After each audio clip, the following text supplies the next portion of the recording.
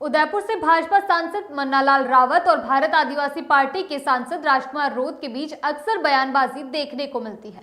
दोनों ही नेता अक्सर एक दूसरे पर राजनीतिक बयानों के तीर चलाते रहते हैं और अब एक बार फिर से दोनों नेताओं के बीच सियासी जंग छिड़ गई है। सांसद राजकुमार रोत ने भाजपा पर भी जमकर निशाना साधा है।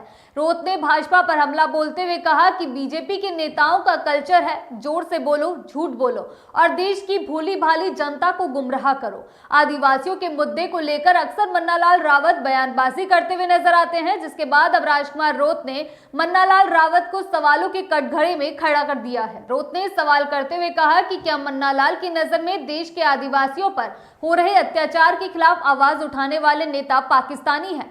सांसद राजकुमार रोत ने कहा, उदयपुर सांसद मन्नालाल रावत की ओर से बाप पार्टी को मेरे को लेकर बड़बोले बयानों का मैं जवाब देना उचित नहीं समझा, लेकिन कहावत है ना, झूठा आदमी झूठ को बार बार और जोर जोर से परोसता है तो दुनिया उसको सच मान लेती है। रोत ने कहा कि मन्नालाल रावत का लट्टू झूठ है। 1 साल पहले मणिपुर में आदिवासी महिलाओं को निर्वस्त्र करके सड़कों पर घुमाया व 300 के करीब लोगों की हत्या कर दी गई। उस बात को लेकर बीएपी पार्टी के नेतृत्व में डूंगरपुर जिला मुख्यालय पर मशाल जुलूस निकाला था और अब वही फोटो के साथ मन्नालाल पोस्ट करके कहते हैं कि बाप नेता पार्टी एजेंसी आईएसआई की ताकतें हैं। वक्फ बिल को लेकर मन्नालाल वीडियो में राम राम दोस्तों संबोधन करके झूठ बोलने लगे कि बाप पार्टी वक्फ बिल का सपोर्ट करके अनुसूचित क्षेत्र की जमीन मुस्लिम को देना चाहती है। अब हकीकत गृह मंत्री अमित शाह और सांसद ओवैसी के भाषण में स्पष्ट किया है और हकीकत है कि अनुसूचित क्षेत्र घोषित होने के बाद उस क्षेत्र में वक्फ को नवीन जमीन आवंटन नहीं की है और न ही भविष्य में की जा सकती है।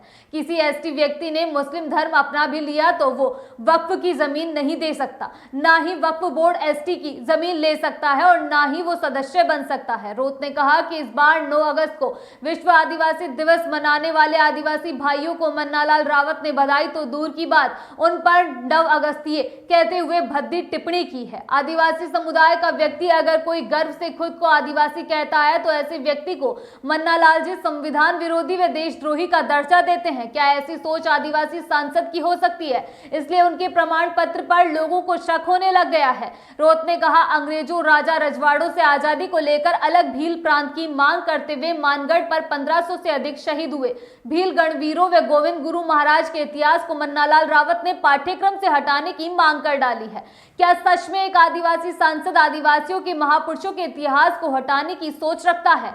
कुछ तो दाल में काला है। भारत सहित पूरे विश्व में मानव उत्पत्ति व मानव विकास को वैज्ञानिक दृष्टिकोण से ज्ञान देने वाले मानव शास्त्र विषय को देश के शिक्षण संस्थानों के पाठ्यक्रम से हटाने की मांग लोकसभा में करती। इस घटना के बाद तो मन्नालाल रावत आदिवासी विरोधी ही नहीं पूरे मानव जाति के विरोधी लगे। ये तो मन्नालाल रावत के कुछ ही भ्रमित करने वाले बयानों का उदाहरण है। बाकी आदिवासी, दलित, मुस्लिम व गरीब के लिए रात दिन षड्यंत्र करके झूठ पर झूठ बोलते हैं। मुझे व्यक्तिगत मन्नालाल से कोई समस्या नहीं है, लेकिन उनकी आदिवासी समाज विरोधी हरकतों से मुझे ही नहीं पूरे आदिवासी क्षेत्र की जागरूक जनता को दिक्कत है। हालांकि अंधभक्त ताल में ताल ठोकते रहते हैं। झाड़ोल कोटड़ा ने नरभक्षी पैंथर के हमले से कई आदिवासियों की मृत्यु व घायल हो गए थे। पीड़ित को सहायता तो दूर, मन्नालाल जी कहने लगे ये पैंथर तो बाप पार्टी व राजकुमार द्वारा छोड़े गए हैं, इनसे बड़ा फेंकने वाला शायद ही कोई होगा।